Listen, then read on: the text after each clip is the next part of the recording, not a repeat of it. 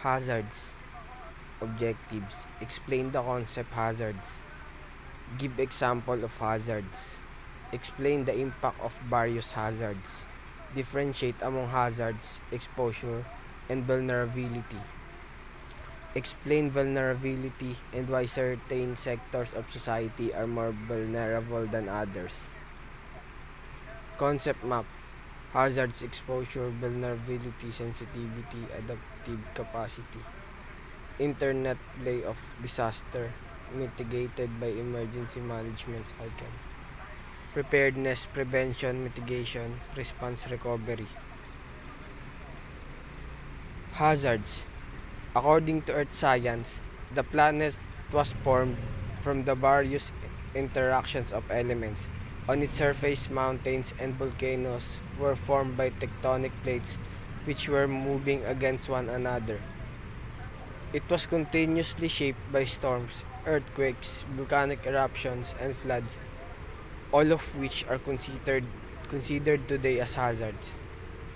Is defined as a potentially damaging physical event that may cause the loss of life or injury, property damage, social and economic disruptions, or environmental degradation.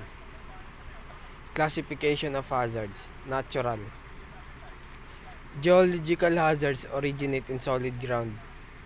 These hazards pose a threat to life and property. This could be caused by, but not limited to, earthquakes, landslides, volcanic eruptions, and tsunamis. Hydrometeorological hazards could be atmospheric, hydrological, or oceanographic in nature. They could potentially cause loss of life and damage to property and disrupt normal living conditions and provision for services. Biological hazards refers to threat from viruses or bacteria, medical waste, microbiological samples, or toxic chemicals of biological origin that can cause harm to human life. Geological hazards. Hydrometeorological hazards. Biological hazards. Classification of human induced. Technological hazards can be industrial in origin. They may be results from accidents, collapsed structures, and explosion in the industries. Socio-natural hazards are the results of the interaction of unnatural hazards with or overexploited land, garbage dump site, or other environmental resources. Flooding due to deforestation. Technological hazards. Socio-natural hazards. To lessen disaster risk, these components must be adjusted. Exposure, sensitivity, adaptive capacity, vulnerability. Exposure refers to people and properties that are affected by hazards, elements at risk, measured by number of people, types of assets in the area. Magnitude of exposure varies on location, interaction of elements. Example, living in mountainous area are more exposed to landslides and rockfalls than those who are in cityscapes. Sensitivity refers to the degree to which a certain community can be affected by hazards. Example, community agriculture as their source of livelihood. More sensitive to rainfall pattern. Gender, women, girls are more likely to be affected differently, such as increased loss of livelihood, gender based violence, and loss of life during and aftermath of disaster. Adaptive capacity refers to the ability of an individual or a community to withstand and adapt to continuous environmental changes.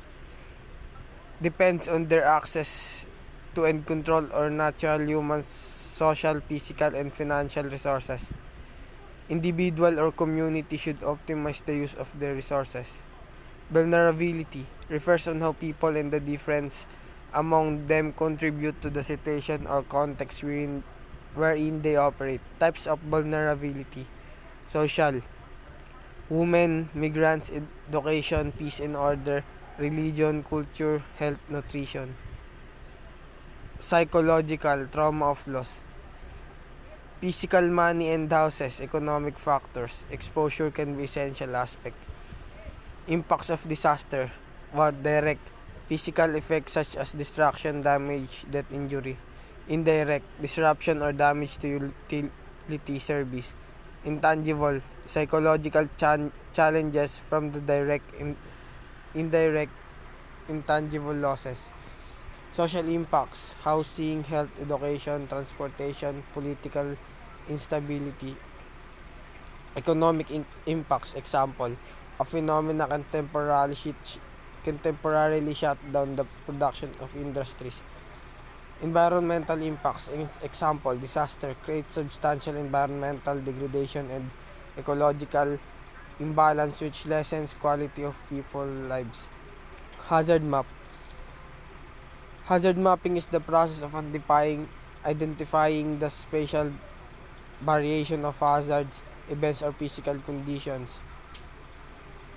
Hazard map is quite useful in communicating vital information about the spatial variation of size and potential intensity of particular hazards. An ordinary map in the community. Landslide and flood susceptibility map of Mount Quadrangle, Compostela Valley, and Davao Oriental Provinces, Philippines. Chapter Assessment. Enumerate and give example of each type of hazard what makes Philippines vulnerable. We cannot stop natural disasters, but we can arm ourselves with knowledge. So many lives wouldn't have to be lost if there was enough disaster preparedness. Petra Nemkova.